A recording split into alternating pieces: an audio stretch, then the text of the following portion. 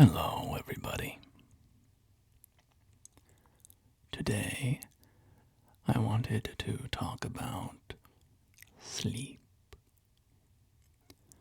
Sleep in Elden Ring. Sleep in Elden Ring is a status effect that you can use in combat to stun enemies, basically. Enemies can respond differently to sleep. Some are completely immune. Others are quite vulnerable, falling into a deep sleep and exposing a critical hit point for you to attack. And others are briefly staggered by it. And the name is exactly what it sounds like. You are afflicting sleep on your enemies, putting them to sleep. For more mechanical conversations, that is not what this video is about. This video is about the lore of sleep in Elden Ring. And if you want to know more about the mechanics and the gameplay of sleep, I highly recommend the YouTube channel Limit Breakers. Limit Breakers.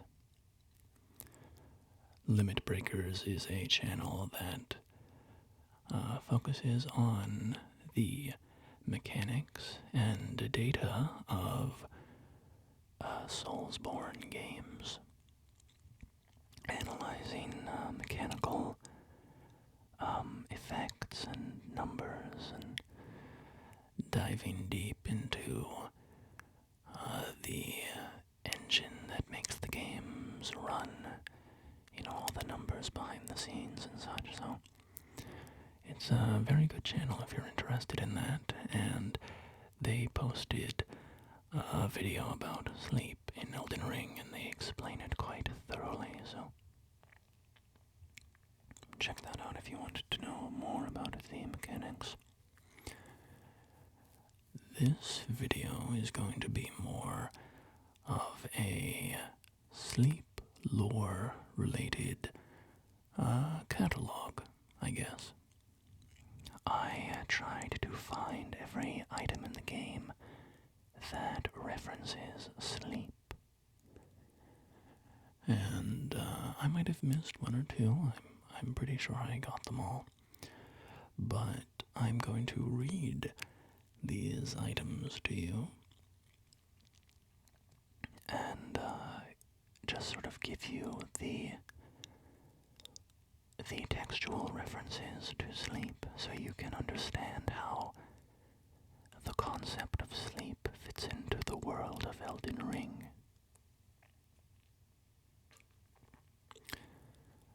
So there's going to be lots of items that impose the sleep condition, and items that reference sleep, and items that reference Saint Trina, who is I guess a demigod of sleep. So, let's go ahead and jump in. And we will start with the Sword of Saint Trina. Silver sword carried by clerics of Saint Trina. Inflicts sleep ailment on foes. Saint Trina is an enigmatic figure. Some say that she is a comely young girl. Others are sure he is a boy. The only certainty is that their appearance was as sudden as their disappearance. So this introduces us to Saint Trina. And as we will come to learn from other parts of the game, Saint Trina is the other half of Mikola the Kind. Mikola is one of the children of Queen Marika the Eternal and Radagon. Queen Marika and Radagon are two halves of the same whole. And a similar phenomenon has happened with Saint Trina and Mikola. So we know more about Mikola than we do about Saint Trina. But Saint Trina is sort of, I guess it's in the name. She is a patron saint of sleep, Saint Trina. And she was beloved by people who, I guess, wanted a good night's rest. And this is why I thought this would be an appropriate video, covering the topic of sleep. It just seemed perfect for an ASMR video. Anyway, we will learn a little bit more about Saint Trina as we move along, so let's look at the skill on Saint Trina's sword, or rather the sword of Saint Trina. Mists of Slumber skill.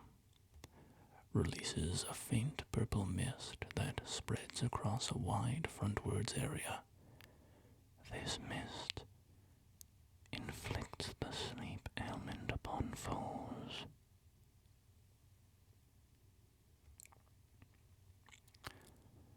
Moving on to Saint Trina's torch. Candle stand torch that burns with a light purple flame. The carvings depict Saint Trina, but in an adult form, somewhat unnervingly. The light purple flame induces sleep. Fires of Slumber skill. Blow into the candlestick's flame, creating a stream of hazy purple fire to cover the ground ahead.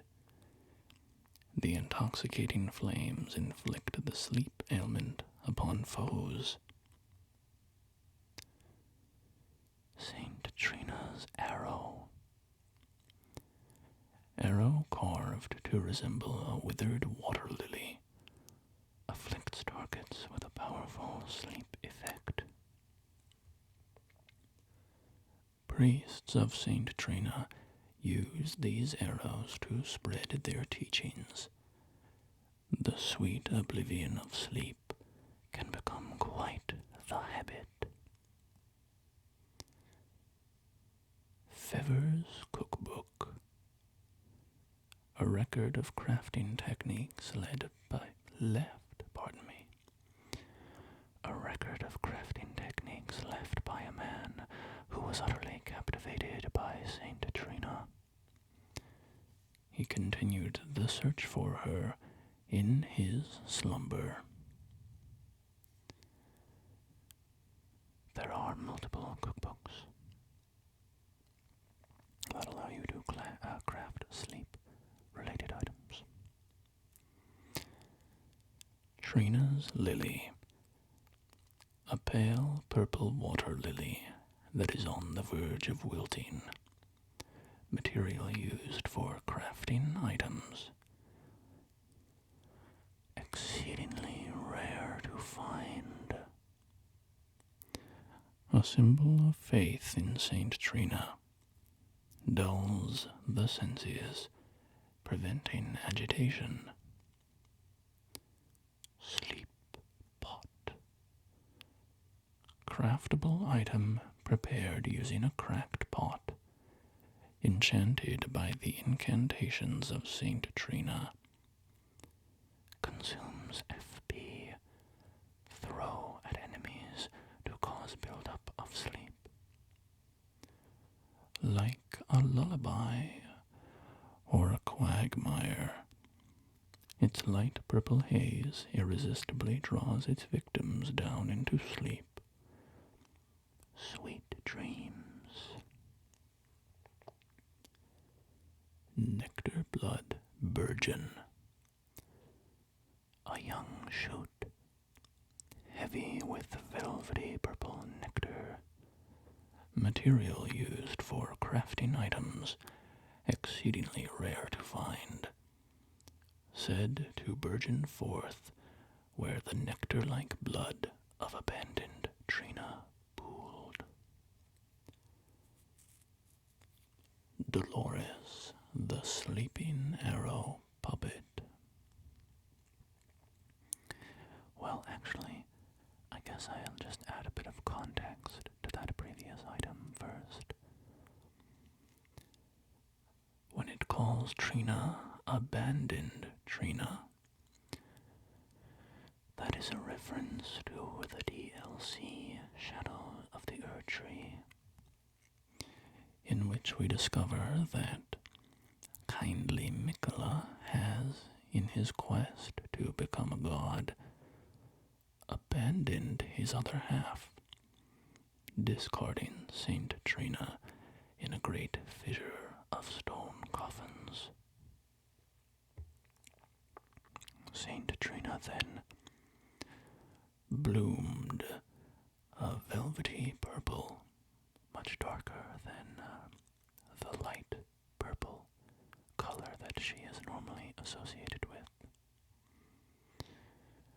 And this velvety darker purple is associated with the eternal sleep status, which is a stronger form of sleep that permanently puts some enemies to sleep, never giving them the opportunity to awaken. Anyway, Dolores, the Sleeping Arrow Puppet, one of Seluvis's favorite puppets, used to summon the spirit of Dolores, the Sleeping Arrow, spirit of a handsome archer who dressed in the style of a man. Called the Silent Hunter by some, she fires Saint Trina's arrows from her short bow. Dolores once belonged to the Round Table Hold, where she was both a critic and a friend of Gideon the All-Knowing. It was because of her that he and Seluvis went their separate ways. So this is a somewhat unsettling item, because it is a puppet, and puppets are a disturbing concept in Elden Ring.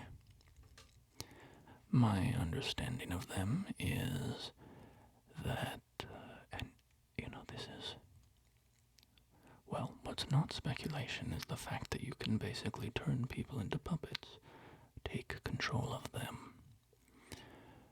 My personal explanation for this is explained by the fact that Seluvis, to turn people into puppets, gives them a potion, and when you help him craft one of these potions, he requires starlight shards to craft it. And stars in Elden Ring have a connection to fate, somebody's fate. And so my theory is that basically Seluvis uses the starlight to craft a potion that kind of hijacks somebody's fate, literally turning them into a puppet. If that makes sense. Sort of the idea that if all of our fates are controlled by the stars, then if somebody kind of hijacks that star-based control over us, they can use us as a puppet. I also like the theory, somewhat unrelated, that Seluvis himself is a puppet, and it seems rather, I would say it's a pretty strong theory, because when Soluvis dies, his body falls into the pose that many of his puppets are in. People think that Soluvis is controlled by Pidia, who is an Albinoric in the Carrion household. But anyway, I've strayed from the point. My point initially was that Dolores, it's a disturbing item to have her as a puppet because, that indicates that she's sort of been enslaved by Soluvis's potion, which is a disturbing notion. It's interesting to know that she was once, well, I don't know if Dolores is she or he.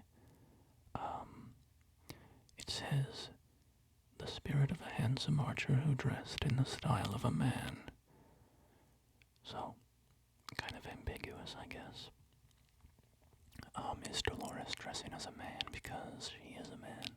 Or he is a man, I suppose.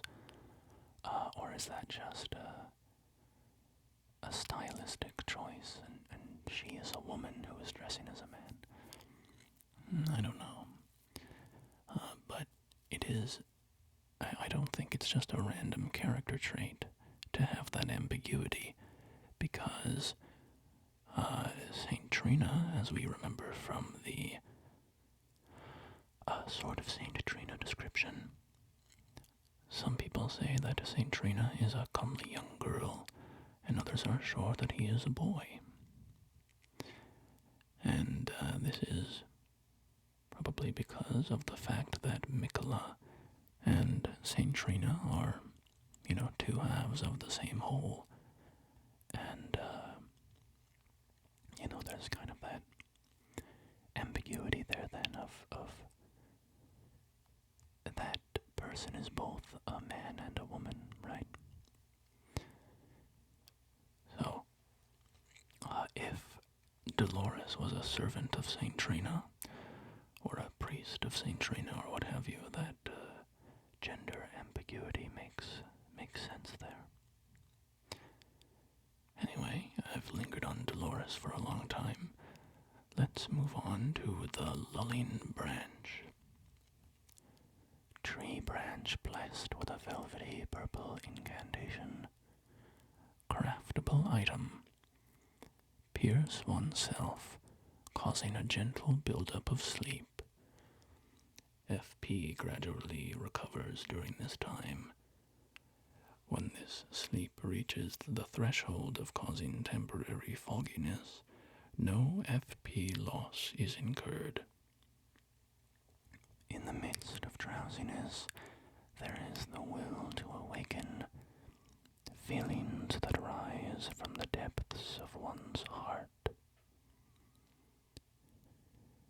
Deep purple lily. A deep purple water lily that is on the verge of wilting, material used for crafting items, grows in the blue flower field at the coast. Like a syrupy poison, its nectar lulls the imbiber into sweet, velvety sleep. Sleep bone bolt. Bolt carved from animal bone. The tip is daubed with a water lily tincture. Afflicts targets with sleep. By the way, there are a few items that I did not include in this list because they were essentially repetitions of other items. So, the sleep bone bolt. You can also find sleep bone or craft sleep bone arrows and such, but it didn't seem necessary to repeat all of those when they're basically the same descriptions.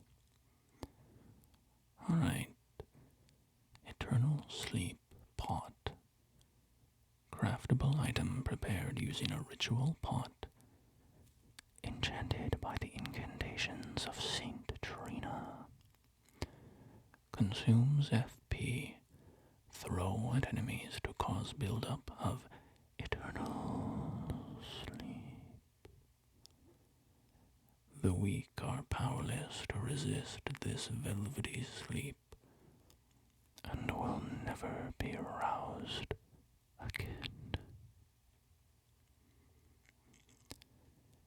Now, I want to talk about Thiollier. Thiollier is a follower of Saint Trina that we meet in the DLC. So, I'm going to read Thiollier's items, and then I'm going to read a large chunk of his dialogue, because it all pertains to Saint Trina. Thiollier's mask. A mask upon which is carved a tranquil, sleeping face. The silver hair is arranged in the same style as Saint Trina's, increasing arcane. Just once, Thiollier was granted the sweet repose of velvety sleep. The remainder of his days would be spent attempting to recapture it. Thiollier's garb. The dark attire of those who wield poison in secret. The silver hair is arranged in the same style as Saint Trina's, increasing arcane. Additionally, countless needles are sewn onto the exterior, apparently for talismanic effect. Thiollier's gloves and Thiollier's trousers have essentially the same description. The dark gloves/trousers of those who wield poison in secret, ever scorned and loathed.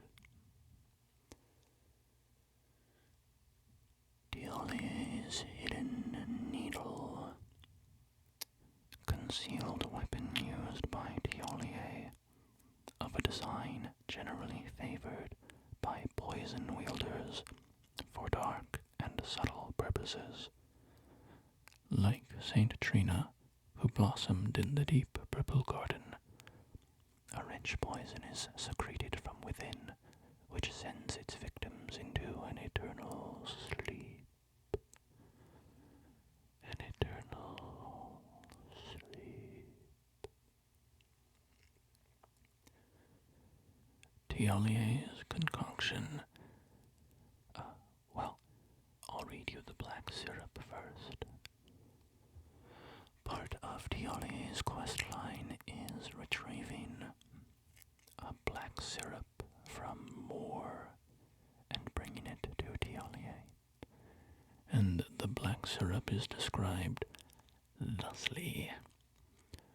An ebony black syrup held in an unglazed jar. Moore asked that this be delivered to Thiollier, an unknown liquid apparently gathered and aged by the forager brood. And then Thiollier turns this syrup into Thiollier's concoction.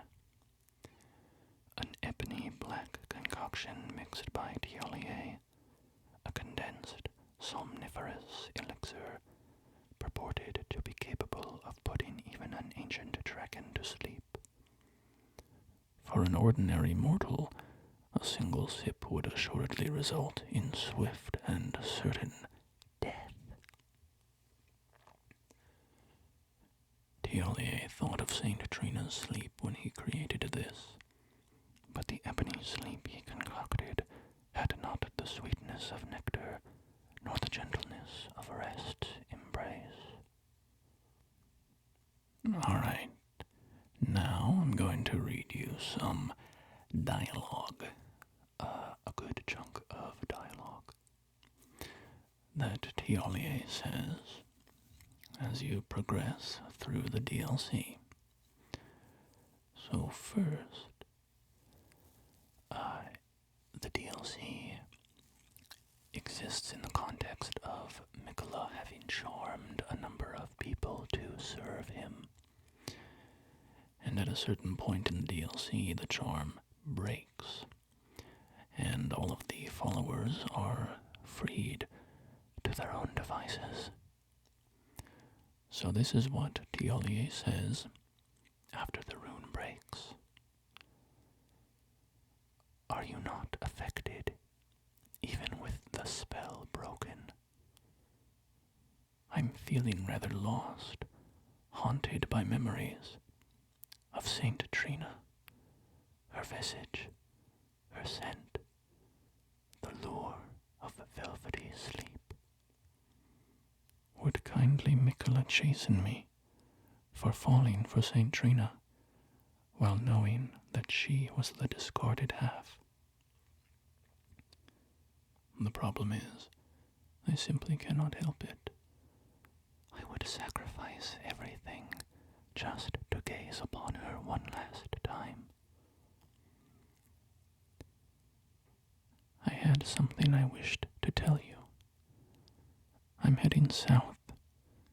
I've recalled something that Sir Moore said.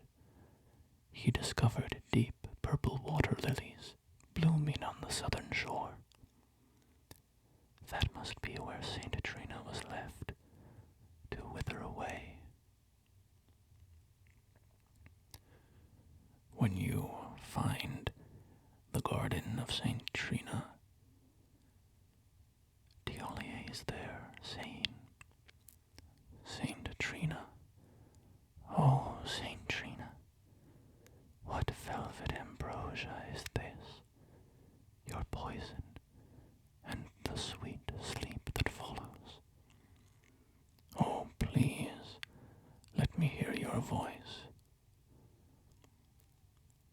When you speak to him, he says, ah, then you too must have paid a visit to Saint Trina's garden of deepest purple.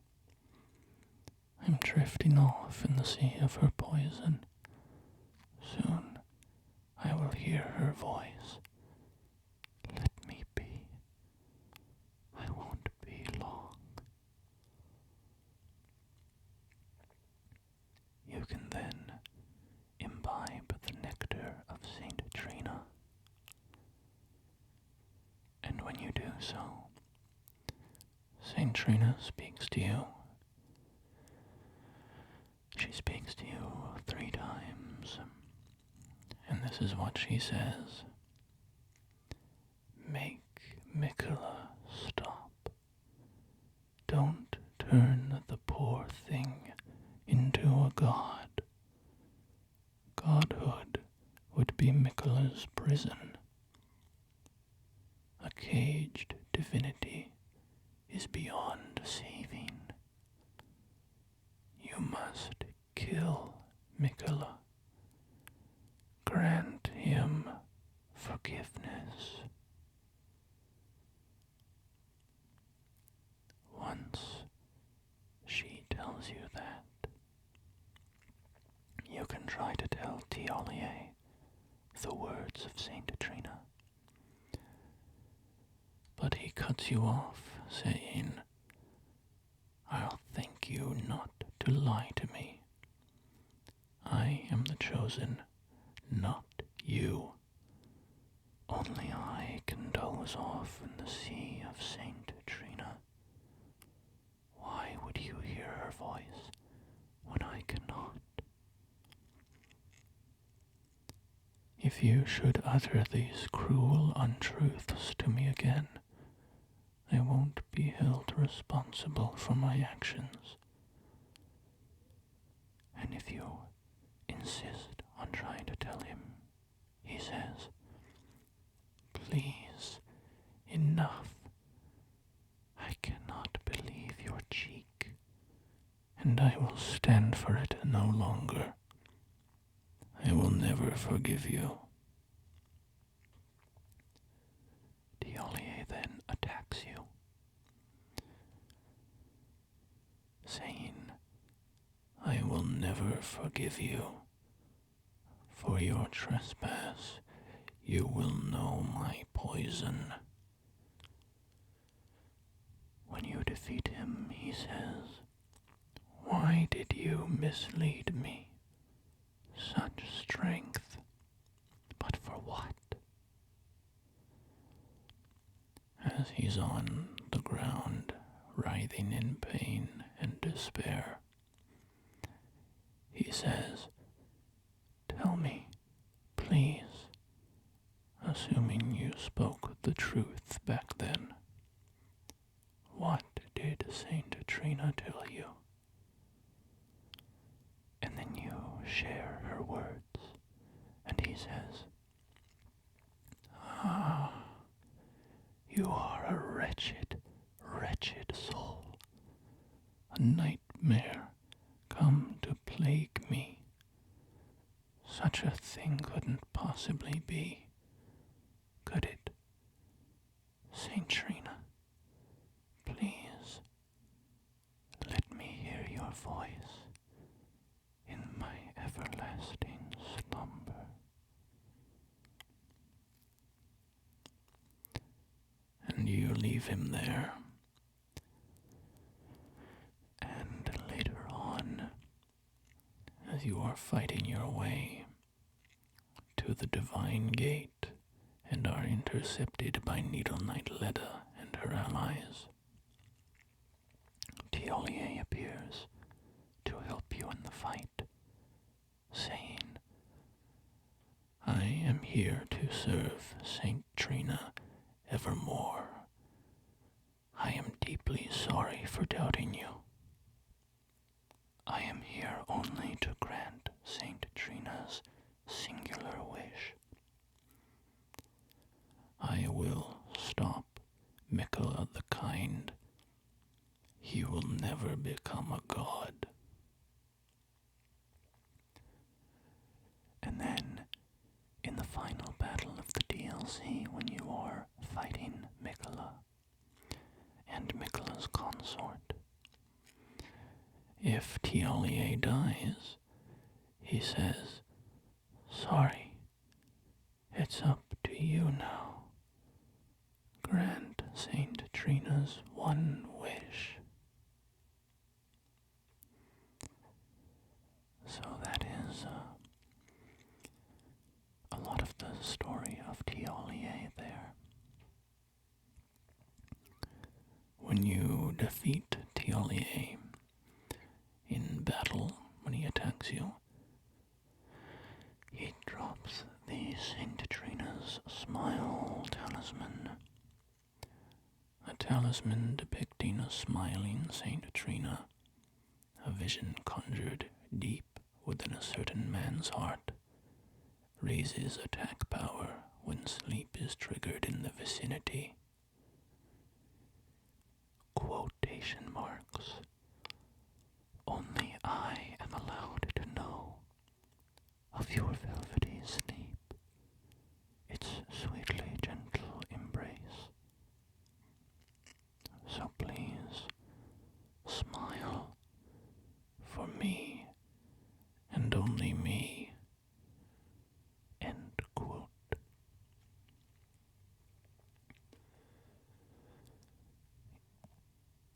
Now the velvet sword of Saint Trina. You know what, before I move on, I will just say I really like Thiollier. I think he's a great NPC with a nice quest. I don't have much to say about him. I think all of his dialogue is fairly clear. I don't have much to add. He's clearly an adherent of Saint Trina. One thing I think is interesting is that Saint Trina's deep purple is basically a poison, and Thiollier is a poisoner. So it's kind of interesting. And maybe I'll talk a little bit about this when we finish reading all of the lore, but the narrative framing that the game puts around sleep, how it's sort of a balm, but also a poison, let's return to that. We're almost done with the items. So, the Velvet Sword of Saint Trina.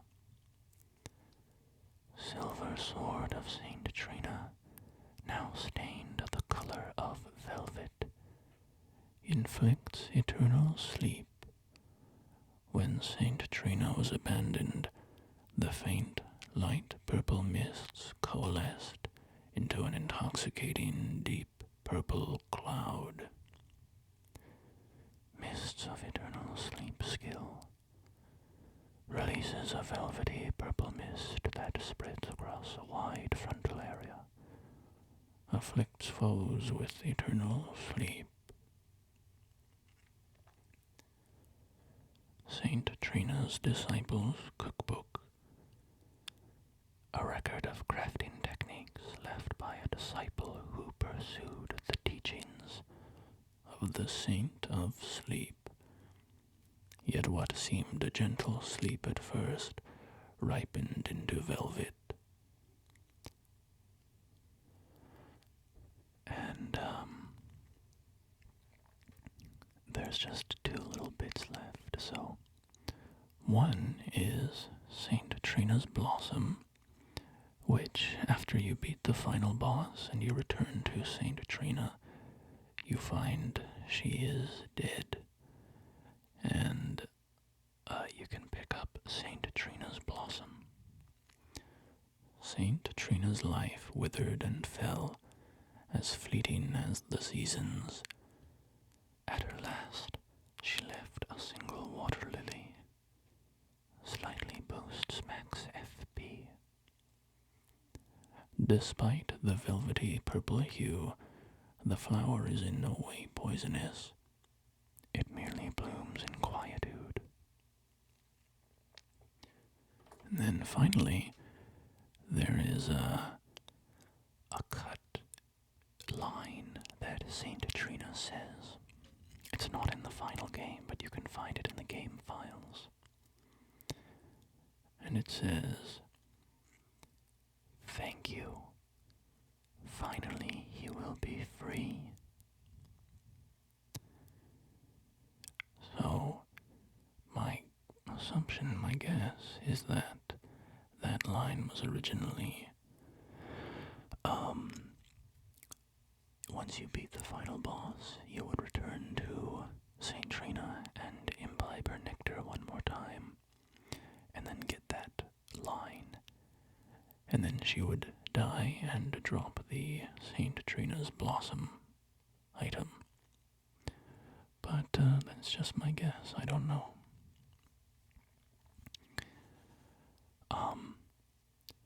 You know,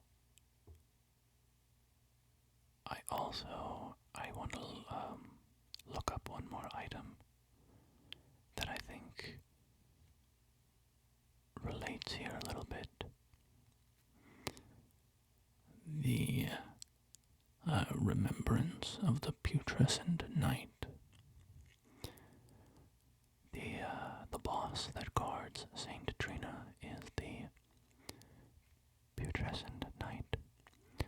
And its remembrance says, "Remembrance of the putrescent night, hewn into the shadow tree. The power of its namesake can be unlocked by the finger reader. Alternatively, it can be used to gain a great bounty of runes. All tainted flesh eventually becomes putrescence, and this clump of it imbibed Saint Trina's nectar, which granted it eternal rest, and so it was that putrescence became her night." So, I guess we'll just chat for a minute or two about my thoughts on all of this sleep lore. First, I think it's interesting to look at the, symbolism or possible imagery associated with Saint Trina's velvety sleep. the sleep that is deep purple after she was abandoned, how she blossomed from a light purple to a dark purple, and that dark purple is eternal sleep, which is, basically death, right? I mean, if you fall asleep forever, that's kind of long been an image associated with death. And I don't know. I don't have to dive into literary analysis or whatever, but I feel like it's not too hard to draw a connection to like how sleep is good, but too much sleep is bad. And sleep can become kind of intoxicating if your life is if you are suffering so terribly in life that sleep becomes a reprieve. And I don't think it's coincidental that once, when St. Trina was abandoned by Mikola, and she clearly loved Mikola deeply, once St. Trina was abandoned by the person who, she loved more than anybody else, she probably became depressed, right? And that feeling of, I never want to wake up, my life is too painful, I would just rather sleep forever.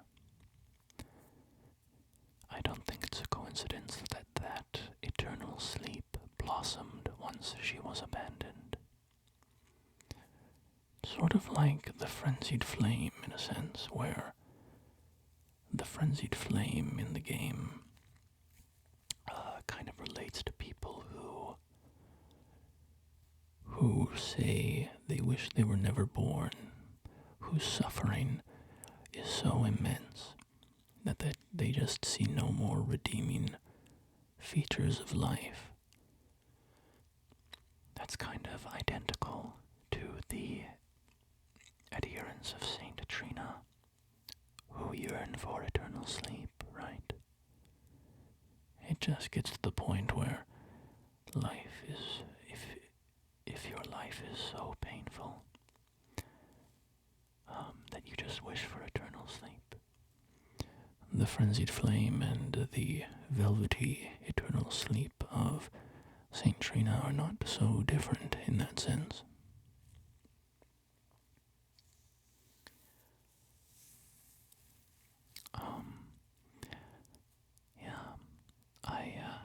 I like also how when you get Saint Trina's blossom at the end, it says it's a deep purple water lily, but there's no trace of poison in it. It's just, it just blooms in quietude, which I like that kind of final image of harmony at the end where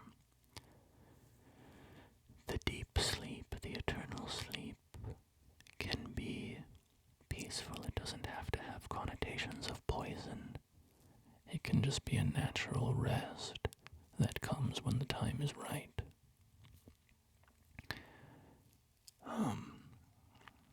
Anyway, my intention with this video wasn't to theorize or narrativize too much.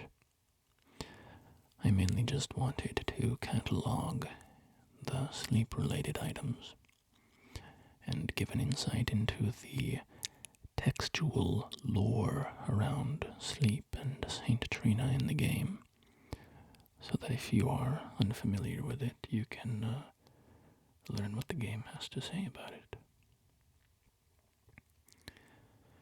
And yeah, it just seemed like the perfect topic for an ASMR video, as many people listen to these to go to sleep, so with that, pretend that I am using the silver sword of Saint Trina and releasing the light purple mists of slumber you're getting